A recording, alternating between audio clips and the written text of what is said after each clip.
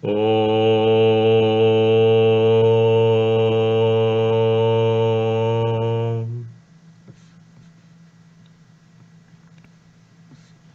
Namaste to all. Today we are going to take a very interesting angle and discuss about why Rama and Krishna's first kill was a woman.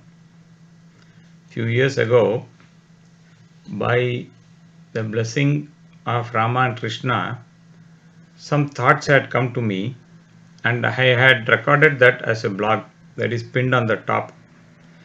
Now I'll be using that as a framework, not necessarily to read from it, but to go with that thought which was originally given to me. That way I don't lose the context. It is pinned on the top.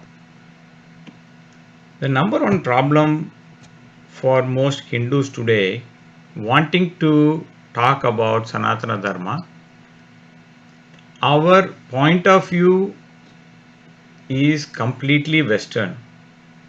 This doesn't mean that we should not use English like what I am doing to communicate Dharma, but the problem is not having an Indic way or a Dharmic way of looking at things. Today, you want to know about how bad Hindus are and how great Aurangzeb was. We have someone like Audrey Truschke who keeps pumping lies. You have someone like Wendy Doniger who studies our Shastras and spews venom. You have someone like Sheldon Pollock who can quote more Shastras than all of us here in chaste Samskrita and yet twist and distort it effortlessly. And we have our local fraud mythologist like Devdutt Patnaik, whose only job and bread and butter is to spread lies in the name of interpreting or rather misinterpreting Itihasa Puranas. So the knowledge what most people have, if they are more open to ideas, is usually influenced by the West. Just like yoga has been hijacked, we have even our Itihasa Puranas and their understanding and even the facts written in them hijacked. So what is the cure? The cure is to go to the Shastras ourselves and integrate them in our lives. So a lot of people, when they look at our Itihasa Puranas, especially the missionaries that want to look at our Itihasa Puranas and interpret them for us, because they know our weakness. We don't study. So whatever is being misinterpreted will be lapped by all people who are wanting to know more about it. And that is why you will find all the TV serials and everything that is heavily influenced by these misinterpreters. So with that backdrop, one big question that comes is, time to time these feminazis emerge and they give the idea that Rama and Krishna were against women. And sometimes if they are that smart enough, or if one of these misinterpreters had given their information to them, they quote, look, Tataka was killed by Rama. Same way Putana was killed by Krishna.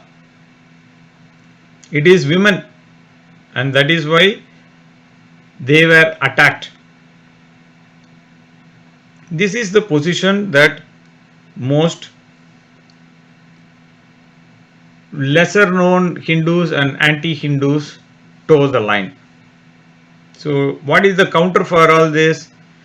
To go and know the facts and then try to understand what was the reasoning behind given by the Itihasas themselves. What Valmiki is telling, what Vyasa is telling, and we will analyze that later. So first let's go into Rama's encounter with Tataka. So Vishwamitra came to Dasharatha and said, "Hey, I'm doing a yaga, I want Rama." Dasharatha promised he will do anything he asked, consider it done. But the minute Rama was asked, he started backpedaling. So the Kula Guru Vasishta gave the information that Rama is in very safe hands. Who do you think Vishwamitra is? He is not only a great Maharishi, but he is the abode of all Astras and Shastras. Where else will you find a better person to give that information? So having convinced Dasaratha, he finally let go of Rama with his blessings, and wherever Rama goes, Lakshmana goes. You don't have to give two orders, and you can't part them.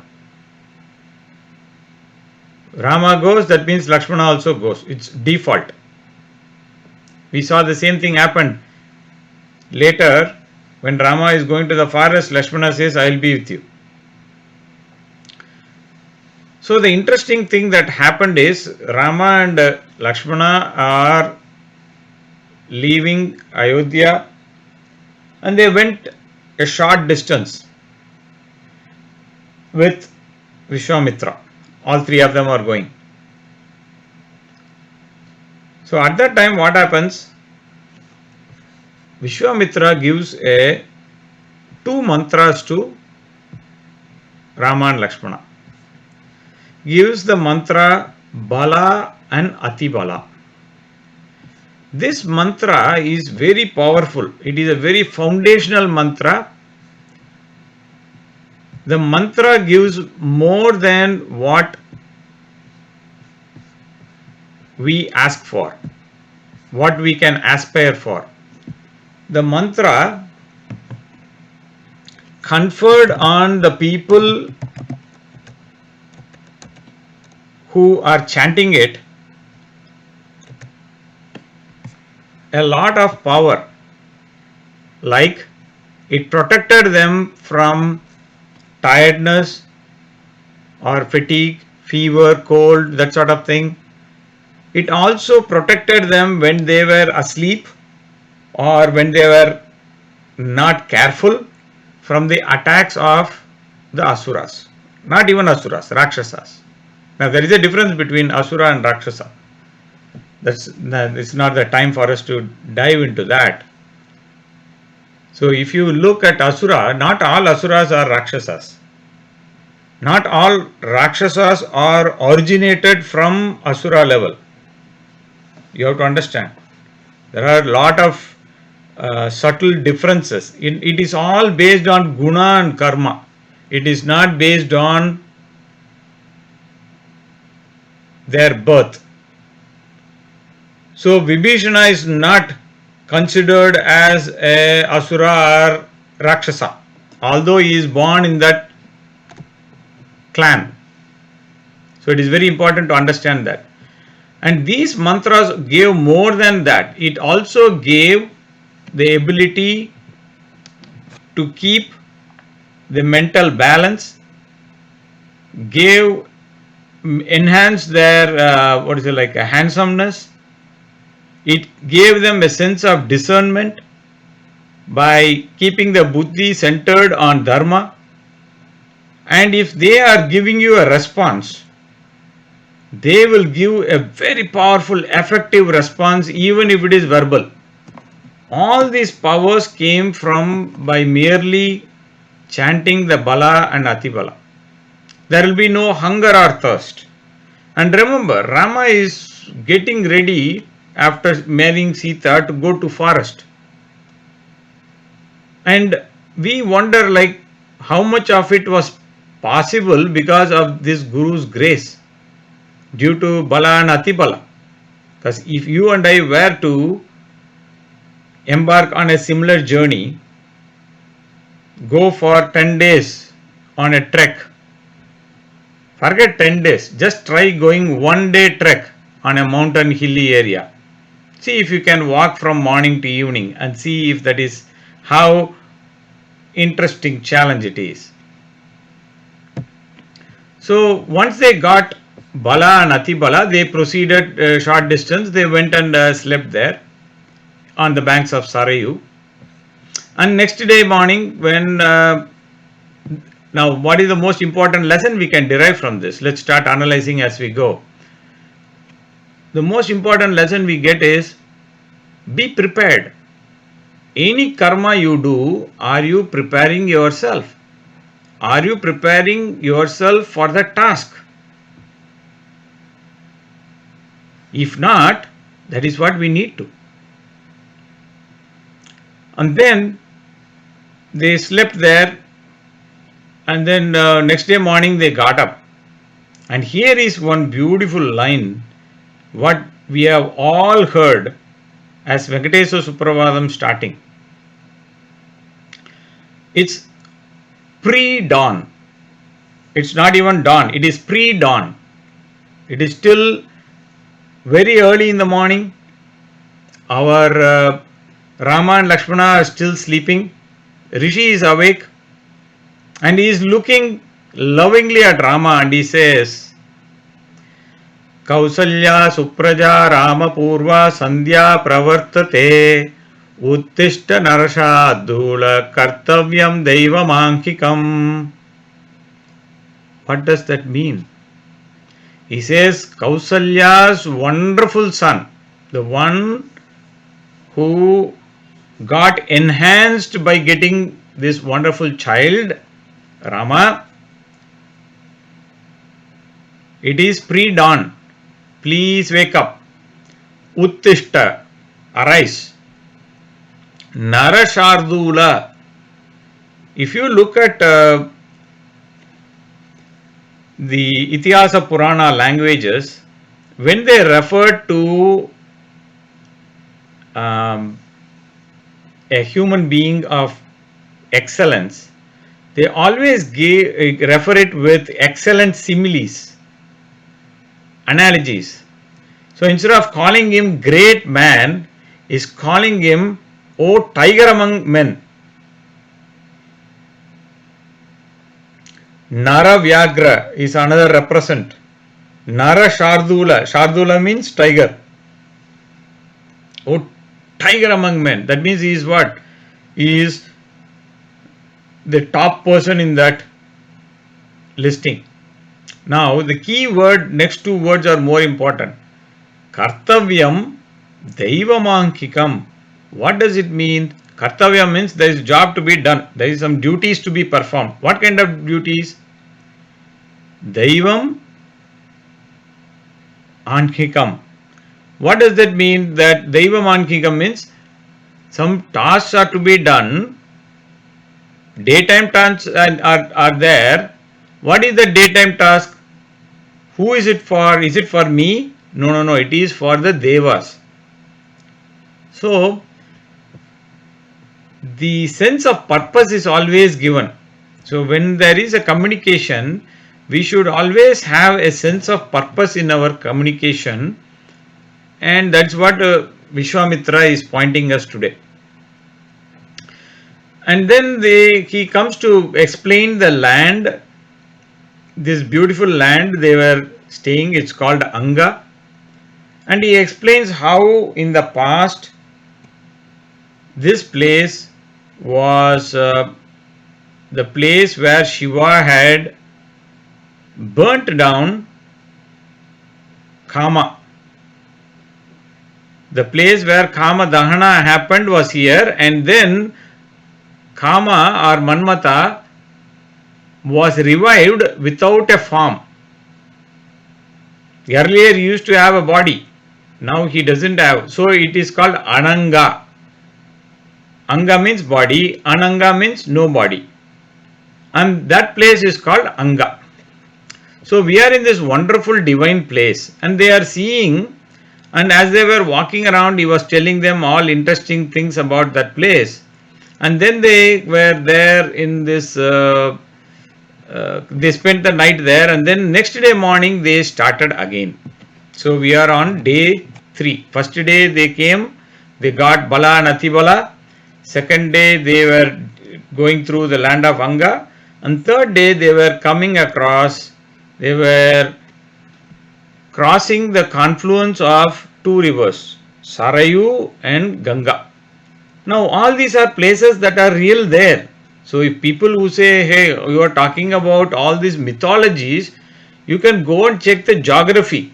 Unlike Greek mythology or Norse mythology or whatever Europe has, their mythologies are all set in mythological lands. We are not talking about mythology. Although the West has caught on to this world, oh, this is Indian mythology. And what is the worst thing? We Indians are worst parrots. We parrot whatever we tell without even understanding what the meaning is. Mythology root word is mithya. Mithya means false. Whereas these are itihasas. Itihasa means itihasa. Thus it happened, which means it is history. But we follow, hey, West is saying that. So when you are going and ordering a pizza, you say pizza. You don't say that dough which you put on top of that, you baked dough with some cheese. You don't call that. Or you don't call in a native tongue some other name. You call that only. When you go to an Indian restaurant, you call roti as roti. You call dosa as dosa only. Whether you are a person from any origin, you are still going to look at that entity with that name only. You don't change the name. Your accent may be different. So same way we should call itihasas as only itihasas. We cannot call them as mythology and lose the value of the meaning. Now when they came to a very dense forest. In that forest, the land was extremely fertile, but this place was kind of very frightening. Not to Rama and Lakshmana, but basically frightening. So Rama is one person who always loved to know the backstory. If you see Ramayana, throughout Ramayana, Rama always asks questions to rishis. So what this entire trip had turned out to be, just like you have university on wheels and things like that, meals on wheels and all sorts of things we have. So this one turned out to be a mobile walking university with the main professor being Vishwamitra. So the important thing we need to learn is how we can learn from every situation. We should profit from it. So Vishwamitra said this place is called Malada and Karusha. Long time back when Indra had to kill Vrittasura, he got Brahmahati dosha. So when he killed Brahmahati, although he is an Asura, but he was also very, very, he was Asura because of his action, but he was born to a Brahmana only, to a Rishi only. So, Twashta. So the thing is that what happened, the origin is not important. That behavior, guna and karma is important. Again highlighted. So Indra got rid of that Brahmati dosha in this place, and those areas were extremely blessed. So even today, if you look at entire India map where there is fertile land, the eastern parts of Uttar Pradesh is one of the richest fertile lands that is. So two townships, Malada and Karusha, came up there. And what happened, there was a terrible Yakshini who overtook this place because she transformed herself into a Rakshasi. Her name is Tataka, and she has strength of 1,000 elephants, and she could take any form. She has a son called Maricha, and she also she happened to be the wife of Sunda. Now the interesting thing here, Rama again wants to go back and say, who is this? How did she get that strength? Normally, people don't have that superhuman strength. So Vishwamitra merely informed that this lady needs to be killed. But Rama is immediately on a questioning, not on a questioning mode. He is on a challenge to, on a mission to ask questions. Now, when we are talking about questions, let me also tell Atmaji turned on this new feature. You might see at the bottom, you could ask questions in the room chat where we could have this conversation. If you have any quick questions without disturbing the thought flow, you could ask the questions there. And we will be able to hold on to all those thoughts, and we can come back and we can, sometimes people back channel, which is always valuable, but here we can also have the room chat that is valid only for the room. Okay, now back to Rama's questioning. So Vishwamitra said there was a powerful yaksha called Suketu who did a lot of tapasya to get blessing from Brahma that he didn't have a child, so Brahma gave him a girl. Valmiki calls, in fact Vishwamitra refers to this girl as Kanya Ratna. That means this girl is like a diamond with all good qualities. Point to be noted, when Tataka was born, she was referred as Kanya Ratna. Now, this Kanya Ratna, as she grew up into a beautiful girl, married Sunda, who was the son of Jarja, and she gave birth to Maricha, who was also very powerful. All things were going fine. But one time, Sunda picked up a quarrel with Maharishi Agastya, and he tried to kill him. So instead he got killed. So what really happened was, in anger, in rage, when you have so much amount of power, what happens? Absolute power corrupts you absolutely.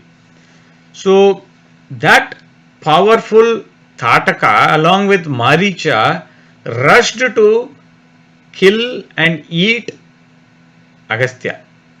But Agastya Maharishi is in a different league, so he cursed her to become a Rakshasi. And not only that, she will become into an ugly Rakshasi. Not only that, he cursed her that she will become a cannibal.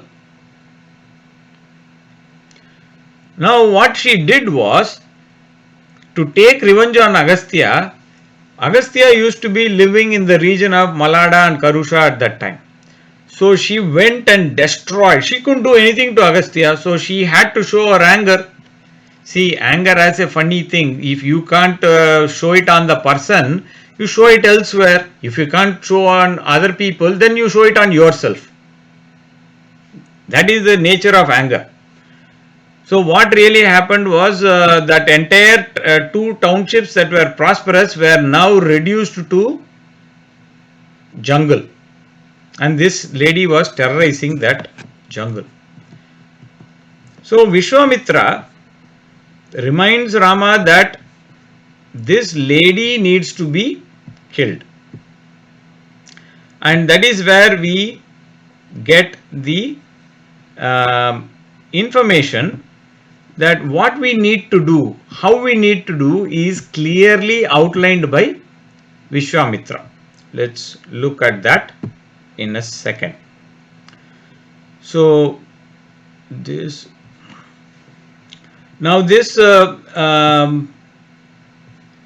instructions given by Vishwamitra is very, very clear to Rama. He tells very simple words that Rama, you have to kill this lady because she is not just a lady. You have to look her as Rakshasi, because you have to drop the facade and give the excuse what we give. Hey, this is a lady, this is a guy. We look at this, let's look at a relevant case. Few years ago in Nirbhaya case, what happened?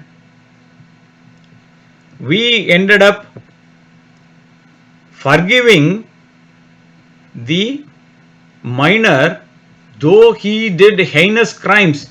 We came to excuse that person because he was a minor. We don't look at what was the crime, and that is the problem of the day.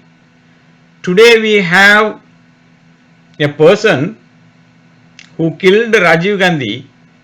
She is in jail. She had an affair. How she managed to get pregnant, God only knows, in the jail. She has a child. So what happens? Now people are saying maybe we should release her out of compassion. So these kind of weird things we keep saying, and we don't understand this. So the first thing what Rama and Lakshmana are given instructions is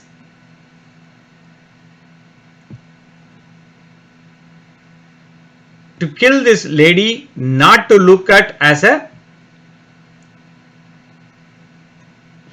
woman. He strengthens the argument. This is the interesting thing. Vishwamitra doesn't say, hey, this is a woman, so you just kill her. This is how you need to handle. First he says, why you need to kill this lady is Go Brahmana Hitarthaya.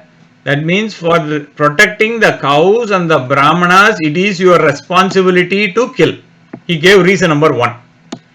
Then he said, excepting you, Rama, nobody can kill her.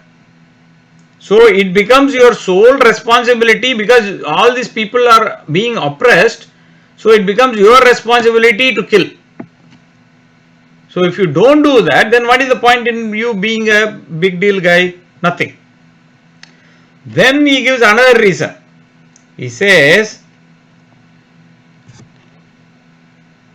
for protecting the Praja Rakshana Karanarth, that is for protecting the people from being eaten up, being abused, from being ruthlessly terrified, from adharma papa people, it is your responsibility as a Raja. He gave another reason. Now he gave another reason. Hey, you are going to be the next crown prince. So you need to step up to the plate and you need to prove your mettle. What kind of lineage are you? You are from the Raghuvamsa. You are a Kakusta. In the lineage of Kakusta. So you have great lineage. So you can't spoil their name. Right? Now, after telling all this, there may be a small doubt in the corner of Rama's mind, right? So he says, Rama,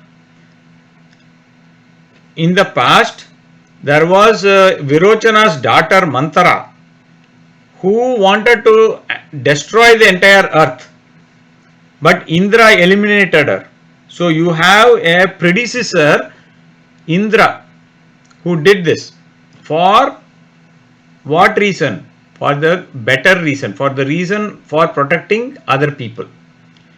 Then there was also Bhrigu Maharishi, who was the father of Shukracharya, whose mother was destroyed by Vishnu, because she wanted to make a world without a governing agent, Indra. She wanted to get rid of Indra. So this Anindra state will not be good for the creation. So Vishnu had to go and destroy her. So you have examples of great people, great personalities, great Mahatmas. They have already gone this path.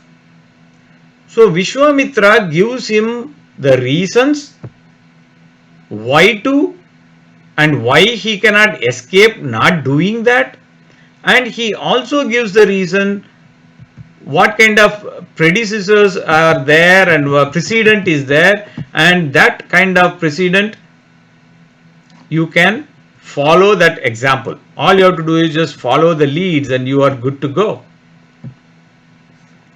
So Rama gave a response, yes, I will do whatever you say, because my father had already given the instructions that I have to follow your words.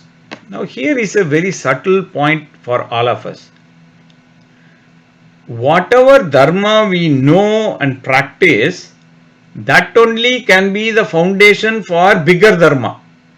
You can't just go straight to the biggest, highest dharma and start saying that I will follow that, because we don't even understand that.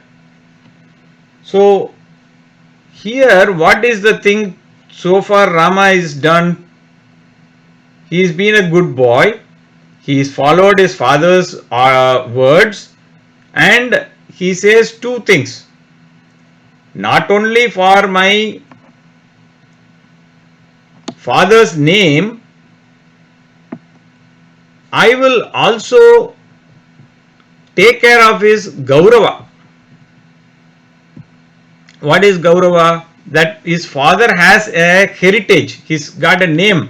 He is in the Raghuvamsha. He is the lineage of Harichandra. He is in the lineage of Raghu and Kakusta and all these Ambarisha and great kings who are all like Raja Rishis. And if I don't follow them, I am not only abusing my father's name, but I am also abusing the entire lineage. So I will follow that. So what is the message Vishwamitra getting? That Guru Vakya I will follow because I am bound by Pitru Vakya.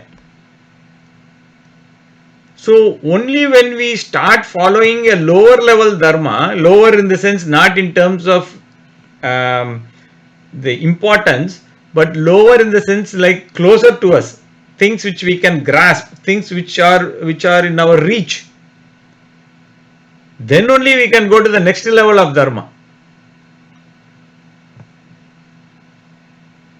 So having understood that, Vishwamitra is happy that Rama will do the effort, and he again says, I will do, Rama gives the word that I will protect the cows, the brahmanas, and for all the people in this. So immediately he takes the bow and it does a twang of the bow. We say dankar, right? When that word, and one more thing to remember, when Rama and Lakshmana, we are talking about being prepared with Bala and Adipala, right? When Rama and Lakshmana left, they left with 2 quivers full of arrows and 2 bows each. That means they were ready for the job. So hearing the twang, Tataka was very stupefied and infuriated. So she came rushing towards that.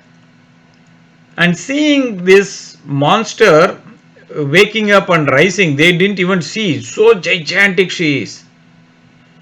Rama was saying to Lakshmana, look, normal people looking at her stature, they will run away. They can't even see her stature. Forget about fighting her. And Rama is saying she cannot be beaten. She is literally unstoppable. She has all sorts of powers. So he says, I want to somehow beat her into retreat by lopping her ears and nose.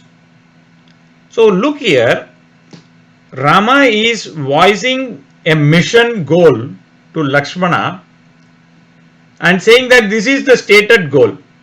Is he going against Vishwamitra's words? No.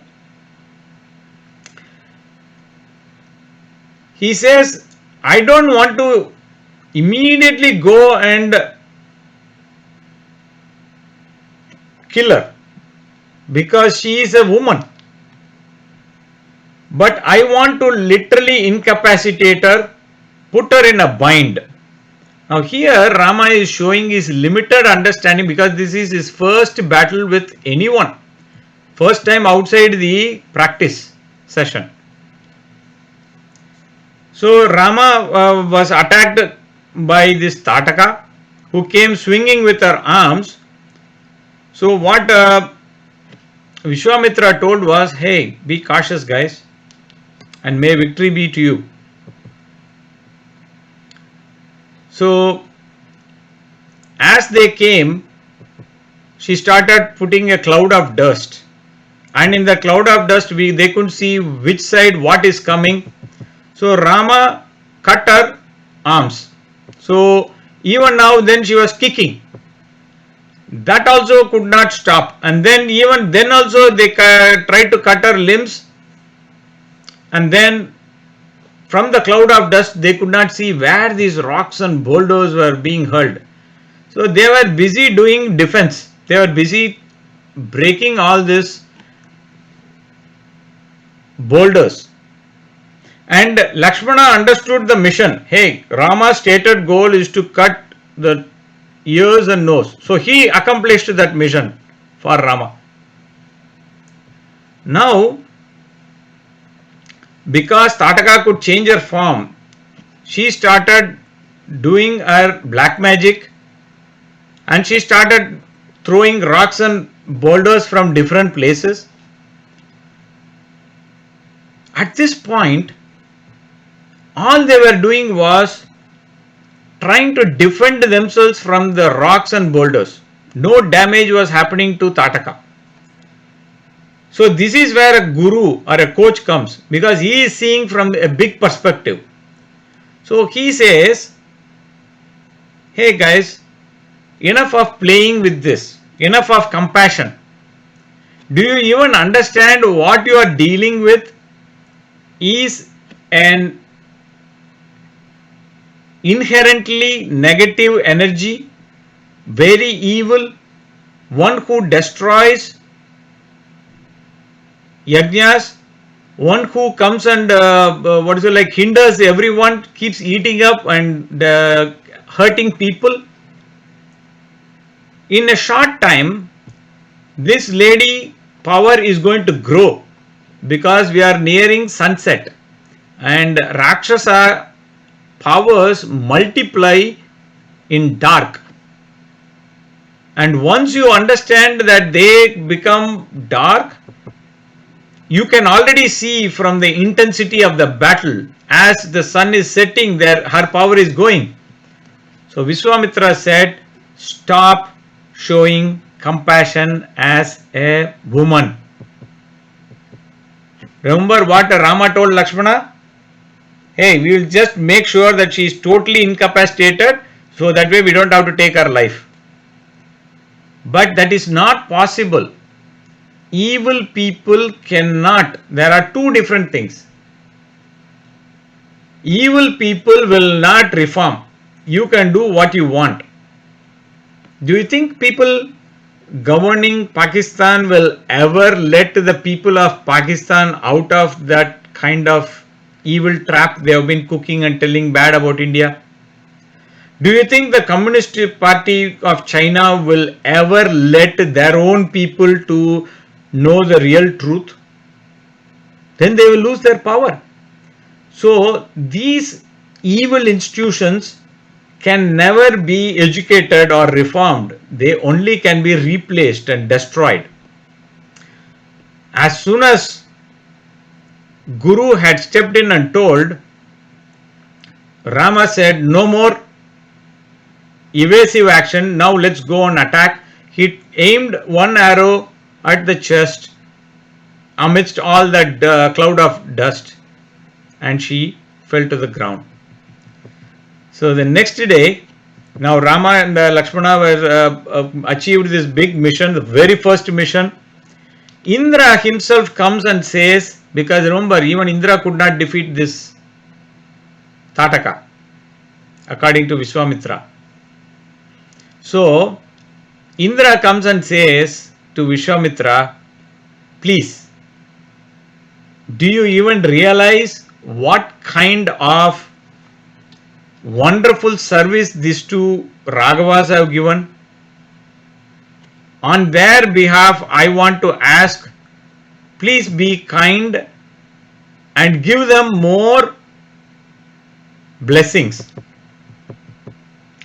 It is interesting to see that Indra would come all the way just to intervene and tell Vishwamitra what he already wanted to do.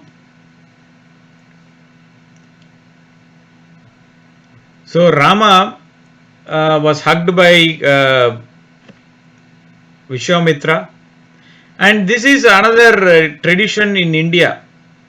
If you see, for thousands of years, when we see someone who is younger or smaller in that stature, they fondly smell the forehead. This is a practice since Ramayana time, Mahabharata time till today. This is fondly feeling their forehead and kind of smelling the forehead. Some people mistranslate like kissing the forehead. That's not true. So that is the tradition of this land. Now next day, what happened after these two victorious Rama Lakshmana were there? Then Vishwamitra gives a lot of astras and shastras. He gives him Pasupatastra, Brahmastra, and he gives them the mace of Vishnu, Kaumodaki, and so many things he keeps giving on and on. We don't have time for all that. We will probably do that in a separate session.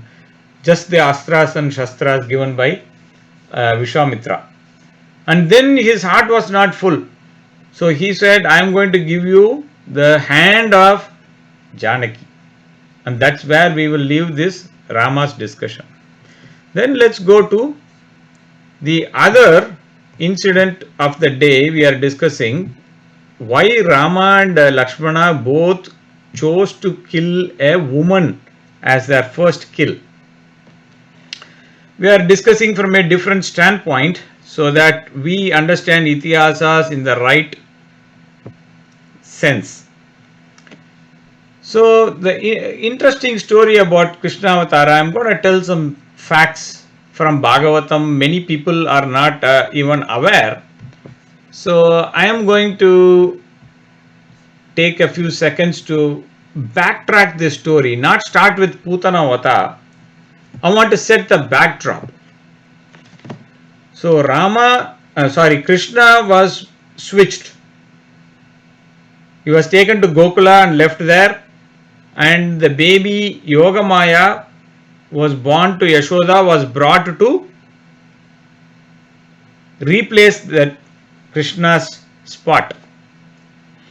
Now news of the baby being born was given to Kamsa, and he said, I don't care if it is a girl or a boy, the eighth child is the eighth child, so I am going to kill it. When he attempted to kill, the Yogamaya revealed her real form and said, hey dummy, the person the avatara that was supposed to happen to kill you is already growing in a different place. And you have done a lot of bad things. When will you even think about all these things? Won't you even repent? Here is a very important point. Okay? Yoga Maya is a form of Bhagavan only. Bhagavan's form only is Yoga Maya. Now, when tamas comes in contact with Shuddha Sattva, now this was not possible for Duryodhan. That's a different story. He was probably one level even worse than Kamsa when it came to tamas. But what happened was there was a transformation that happened in Kamsa. Since many people have learnt Bhagavatam or about Krishna by watching only TV, it is new information for a lot of people. Kamsa goes back to Devaki and he talks deep Vedanta. I have done three articles on that. Now this one was slated as the fourth and I have not finished that task, and I will try to do it in the near future. The series is best advice from Rakshasas. So earlier I had looked at Hiranyakashipu, Maricha and Kumbhakarna. Now I wanted to do Kamsa, but I got distracted and pulled to other projects. So Kamsa comes and talks very high Vedanta. He says, see, children have come and they are having their own karma. Unfortunately, I have been a papi and I have been the agent through which your children had to get rid of their karma. And we are merely what? Puppets in the hands of Bhagavan. So, I have been the vessel through which all these bad things have happened. So, please forgive me.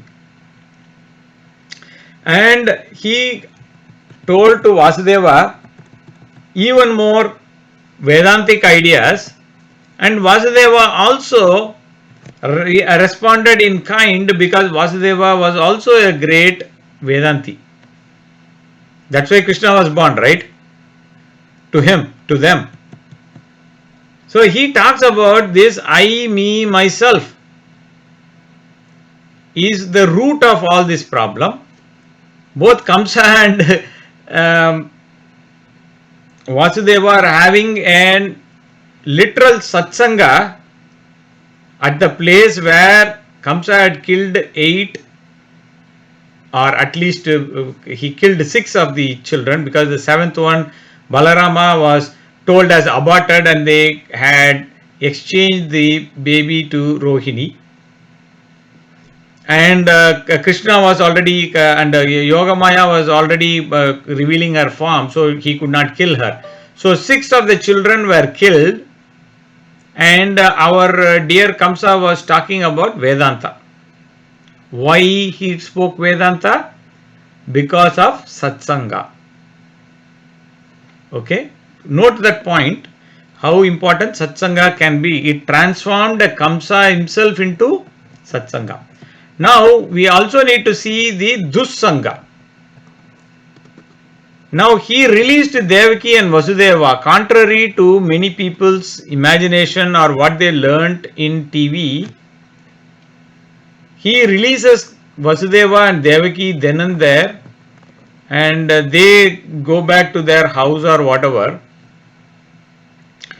And next day morning, our friend Kamsa goes to his Asuras, who are like his ministers. Just like Ravana had Prahasta, Maricha, and Mahodara, and so many other useless characters who were just hyping him and making him do more bad stuff. The same way, we find all these asuras around Kamsa were egging him to do bad things, taking advantage of his fear of his own life. They told, hey, what can Devas do? They are useless guys. They can't fight anywhere. They can't do anything useful. They are powerful only because Vishnu is supporting them. Because Vishnu is supporting them, these powers are coming, and they are always thinking about Vishnu is always friendly to the Devas' cause. Now, what is the root reason for Vishnu's power? Sanatana Dharma relies on Vedas, the cows, Brahmanas, tapas, yajna, and all these values and religious principles. If we take them off, Vishnu will not have any power. Whoa, this looks like almost like today's logic. How secularism, westernization, how the desert cults continuously attack our society non-stop. So here is the situation exactly happening like deja vu. So what happened? They finally, this Sangha convinced Kamsa that his next step is to go and kill all the children who are born in his country who are 10 days or less. So they come with a plan. We will go and kill everyone. Now these Asuras were not trained for that. See, you need for any mission, you need a special person, specialist. So in one day match, if you are a T20 match, you want a guy who can play 5 overs but also hit 50 runs, not take too many balls, right? So if you are having someone who can hold on to 3 overs and hit 50 runs or 80 runs, then you are got a great jackpot. So the mission is to kill a child. So who do we give it to? We give it to the specialist who specializes in infanticide, killing children, babies, not even children, babies, newborns. Tataka is her name. And she was sent to prowl the region. She caught hold of any children of that category and she would kill them. And she could change her form at will. So she assumed a very, very attractive form. The minute people saw her, they would be wondering, my God, this Lakshmi walking here? So appearances can be deceptive. We don't understand that what we look at is the mask. What is the face beneath the mask? That is the lesson here. So Rohini and Yashoda, they were stunned by this lady's brilliance, and what they did was they were kind of hypnotized. So this lady came and she, without wasting a second, she saw this child accidentally, so immediately she came there and she picked it. Just like a person in darkness, let's say that you are having a like a upper garment, like a like a towel, and in darkness it just fell down and it is very dark. So now you found a piece of cloth in your mind and you put it on your neck. But what you didn't realize is, instead of the cloth, you have picked up a the most poisonous snake and you put it on your shoulder. What will happen? Gone case. Same way here, our Putana picked up this sleeping baby without understanding it is her death warrant. That's what Vyasa is saying. So if one drop of poison is enough to kill 1,000 kids, here our specialist would use like a barrel of it to kill each child so that the task is complete. No escape from that mission. So she did that. She applied this poison on her breast and she started feeding the baby. The baby just woke up from sleep and it was hungry. It's like, come on, I want milk. What does a newborn want? Few days old. And it started drinking the milk, but no milk came. And it started sucking it harder. But instead of milk, her life came. Now howling and screaming in pain, this lady started running, picking up the baby. And what happens is, if a person is very, very good in acting like a nice guy, whatever. Now you put that same person in an awkward situation, corner them. They suddenly start exposing all their true form when they are caught. So same way, this Putana was a beautiful lady, suddenly changed into her real form, and the way she ran, taking that gigantic form, that itself shocked all the residents there and they all fell unconscious. And then the Gopas and Gopis ran. What happened to the newborn? But nothing happened. This child was just kicking and crying like, I want milk. So immediately the Gopas and Gopis started doing purificatory rites and invoking the name of Hari again and again and again. So when we are also cornered in our life and having the problem, instead of saying, oh problem, oh problem, oh problem, instead of saying that, let that Bhagavan's name protect us. Let invoking that Bhagavan's name bring peace to us. And then after making sure that the baby is clean and all purification rites were complete, they gave it to Yashoda, who fed the baby and put the baby to sleep. Imagine, this is a 2-3 day old baby. Meanwhile, I told you that Devaki and Nanda were Devaki and Vasudeva were released. So Nanda had gone to meet Kamsa to give the taxes, the forms and things like that, and give an accounting. He was the village head, right? So he got to see his friend Vasudeva.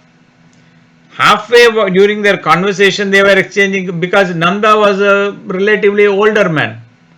So Vasudeva was congratulating on having a child, and Nanda was expressing his sorrow about the loss of the babies in the hands of Kamsa. Suddenly Vasudeva said, why don't you get started to your village, something bad is happening, go. So Nanda and all the villagers came rushing back, and they saw this huge body of Putana lying there. And they were astonished. How could this Vasudeva tell all these things? He must be a great rishi. So they were praising Vasudeva like anything on his premonition. And this body was a big problem that was lying in the middle of the village, huge, several acres, big size. So they started cutting that like as if it's like small pieces, like cut her leg into 20 pieces and things like that, and start burning each one. When it was burnt, the entire place didn't smell flesh, it smelled sandalwood. That is why, though Putana had only evil intentions, what did she do? She gave her 100% to Bhagavan. Knowingly, unknowingly. Though she gave only evil, she gave herself up to the mission. Though she was faking like a mother, Bhagavan gave moksha to her. So we don't actually say Bhagavan killed Putana, we say moksha was given to Putana moksha, is what we say. Now we have to understand, for these itihasas we have to throw away the stupid Western lens. I already referred multiple times that we may be talking in English, but our understanding has to be dharmic. Just because we speak a language, we don't have to inherit that culture's way of looking. So we already looked at the point that was given by Vishwamitra. Let's look at that point, a couple of points real quick as a recap as we sum this thought process. One of the first thing we already saw was that Rama don't look at the person, look at their action. That is the message. If we look at the person, we start looking at whether he is a good person, bad person, my friend, young, old, rich. But if you look only at the karma, you are evaluating impartially as to whether it is a good karma or bad karma. So Rama, later in the Krishna Avatara, when he gives the same advice to Arjuna, it is said in a lighter way. Many pravachana kartas would point out this. Whatever Rama lived in Rama Avatara, that was what was explained and expounded later in Krishna Avatara. So people immediately say, why can't I be like Krishna? Because for all of us, we have to first elevate ourselves to live like Rama by following Dharma. Because Rama is trying to live like a human being.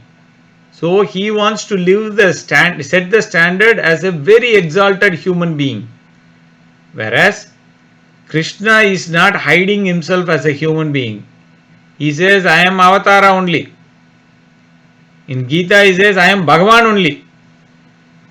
He doesn't even say I am Bhagavan. He says I am that Paramatma, Brahman. So instead of trying to emulate Krishna, because we can't drink poison 2-day-old baby like Putana's poison. If I give poison, can we do that? So let's stop following Krishna. Let's focus on what advice Krishna is giving for us to follow. Let's start there. And if that is too difficult for us to understand, put the gaze to Ramayana and see how Rama had lived through the same situation or tougher by always adhering a elevated path. So it is very important to understand that. So here we also see an interesting thing. Feminine is a form is when I say a woman, what is the first thing that comes to the mind? Someone who cares, someone who takes care of a motherly a mindset comes to our mind. We don't immediately say woman means feminazi. We don't say that. We say woman means mother. So here we also say, in English we say, right, the hand that rocks the cradle rules the world. So what is the dharma of that womanliness? Is to protect not only dharma and show compassion, to show the motherly quality. But look at Tataka. She was a cannibal. She was eating naramamsa. Instead of showing motherliness, she was the exact opposite of motherliness. Right? So that means that here we are seeing, instead of looking at, hey, there is a violation of dharma, we are seeing here 100% epitome of adharma. So Rama was looking not at the person's gender, their age or their status or in the society, but the Guru Vishwamitra continuously reminds, look at what dharma is. Who is violating dharma needs to be punished, because your dharma as a king is to protect the society, protect the dharma, and thereby uphold dharma. The other aspect we normally say is woman means weaker sex, right? That's another funny thing. We have been too busy copying the Western ideas. In Sanatana Dharma, we always refer woman as Shakti, the energy that moves, that is the driving force. But what is the West teaching us? That is a weaker sex. And why is that coming? Because that is rooted in the Abrahamic idea, the desert idea. Woman is a object of pleasure. She can and needs to be just doing that role. So if you don't see the version 2.0 desert religion, look at the version 3.0 desert religion, where they not only want to do that, they just openly, blatantly say that this woman is an object for sensory enjoyment. And whenever I want, I will enjoy it. Whenever I need to protect from the prying eyes of other people, I'll put a black cloth and I will cover that body, so that nobody else will know what is behind that veil. But in Sanatana Dharma, here we are talking woman as Shakti. And we just saw that how that form, which is supposed to be a key component of the society, has reduced itself into a cannibal. We also see an interesting aspect here. There is a clash of dharmas. There is a Samanya Dharma, there is a Vishesha Dharma. What is the Samanya Dharma? Normal Dharma. Hey, woman, motherliness, compassion, all those things. Woman should not be hurt. Kshatriya cannot go abusing the people who are relatively weak, demonstrating power, abusing. That is Samanya Dharma. What is Vishesha Dharma? Vishesha Dharma here is, this person may be a woman, but is a rakshasi. And what is the Vishesha Dharma here? Guru has given clarity on the complete history of this person, their physiology, functioning in the society, how disruptive they are, what is the role they are playing. Everything is exposed threadbare. So what happened? In the Vishesha Dharma, upholding father's words, upholding Guru's words. What is upholding father's word here? Dasharatha told, whatever Guru says, you do that. And what is upholding Guru's word? Guru has told what is Dharma and what is adharma, and given a clear mission. So all you have to do is follow that. So Vishesha Dharma is just superior in this case. If you didn't have that clarity of Vishesha Dharma, then you can say I am confused. But here you have a Guru who gives that clarity, so you have to do that. The other thing is, Rama initially wanted to just cut her limbs and ears and nose and just let her go. But she kept her attack coming. So what we need to understand is we cannot afford to pull our guard down. In society, lot of bad things are being done by lot of bad people. So we need to be vigilant and we need to punish them as a society, not as an individual. So if we have to raise our voice to make ourselves heard, so be it. If you have to vote in a certain way to make your point, so be it. So you have to send the message to the persons whom we have selected to rule for us. They are not sent to rule over us, they are sent to rule for us. So you have to understand, in Jananayaka, in democracy, we have the representation. These are representatives of people. But if people themselves are not following Dharma, why will people having the power go the extra mile and say that no, we will follow Dharma? Because most of them have gone because they want to make money or something like that.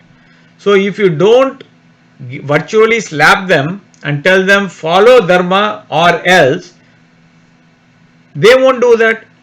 But if we don't follow Dharma, how will we have the moral latitude to go and tell them that? So it comes back to ourselves. Now in case of Krishna, it is simpler. Krishna came unlike Rama Avatara, Rama tried his best to say that I am not Bhagavan. He even says when Ravana was killed, when after Sita's Agni Pravesha, when all the Devas and Devatas come, Shiva comes, Brahma comes, he says, I am not all this Parabrahman and all, I am just a son of Dasaratha. So here, Bhagavan is very clear in Krishna Avatara. He doesn't do all that song and dance. He says, I am here for Dushta Nigraha Sishta Paripalana, Dharma Samsapana, Paritranaya Sadhunam Vinashaya Cha Dushkritam, Dharma Samstapanarthaya Sambhavami Yuge Yuge. He even declares it in Bhagavad Gita. So it looks like Bhagavan has three purposes for every avatar, but ultimately it is only one. It is Dharma Samstapana. For doing Dharma Samstapana, he takes two steps. The Dushtas get punished and Shishtas get protection. Simple. But only one purpose Bhagavan has got, to protect Dharma. So here the entire thing is all about Dharma. Whether it is Rama Avatara or Krishna Avatara, it is all about protecting and upholding Dharma.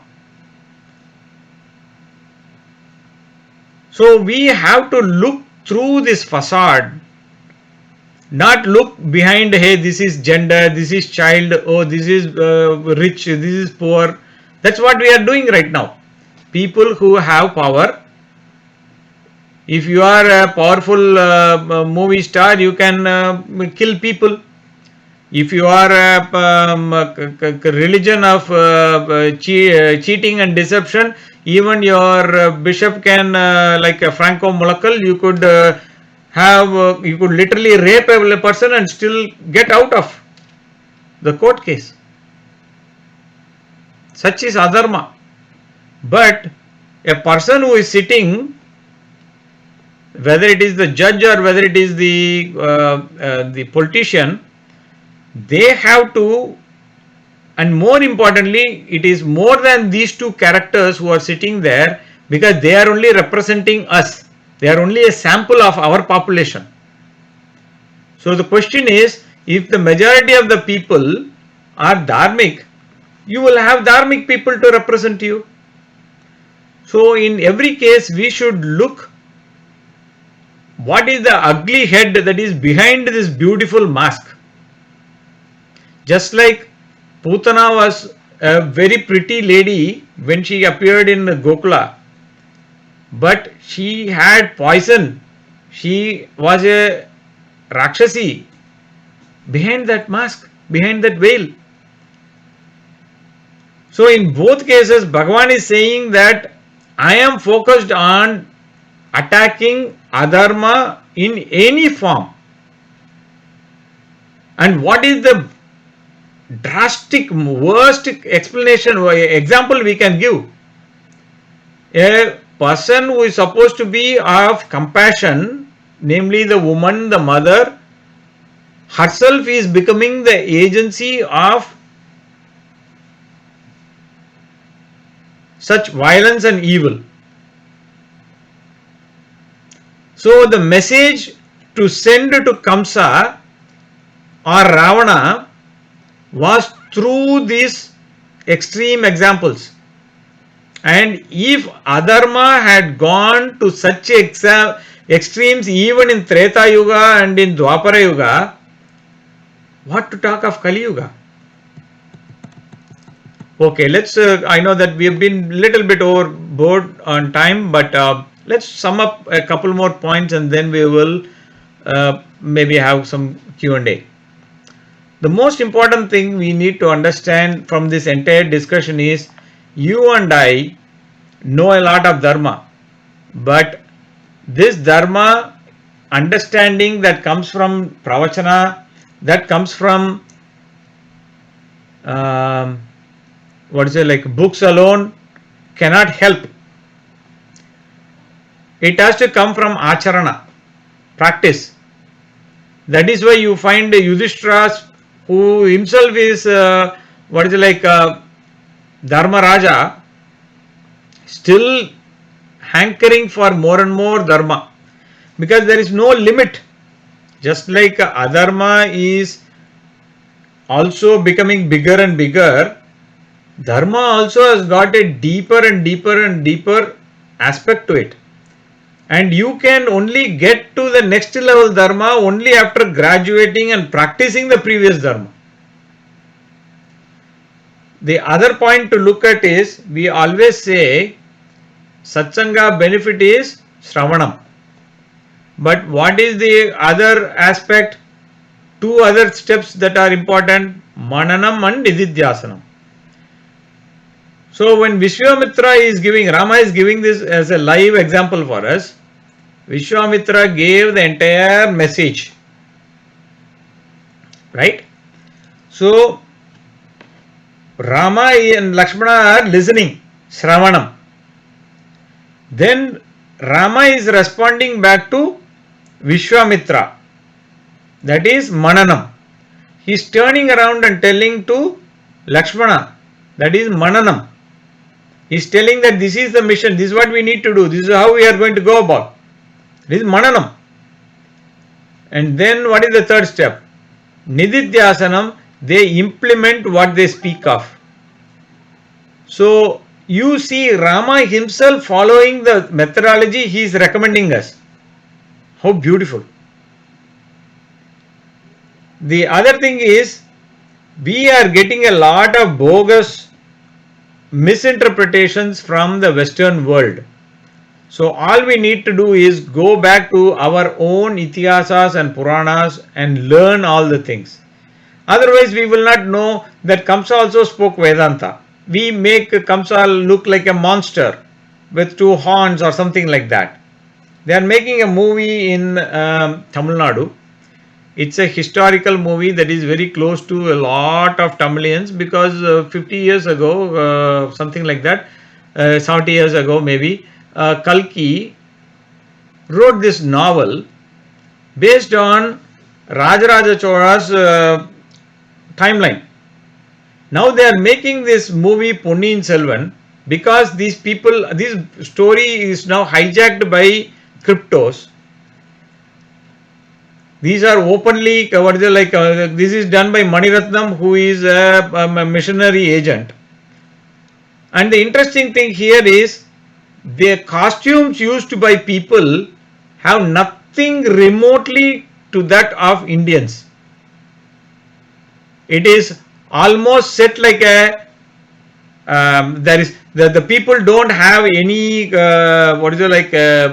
insignia to represent the native culture, because they don't want to show through this movie, unlike Bahubali, where there was a lot of Hindu ideas that were openly expressed. So if you are talking of Rajaraja Chola, you should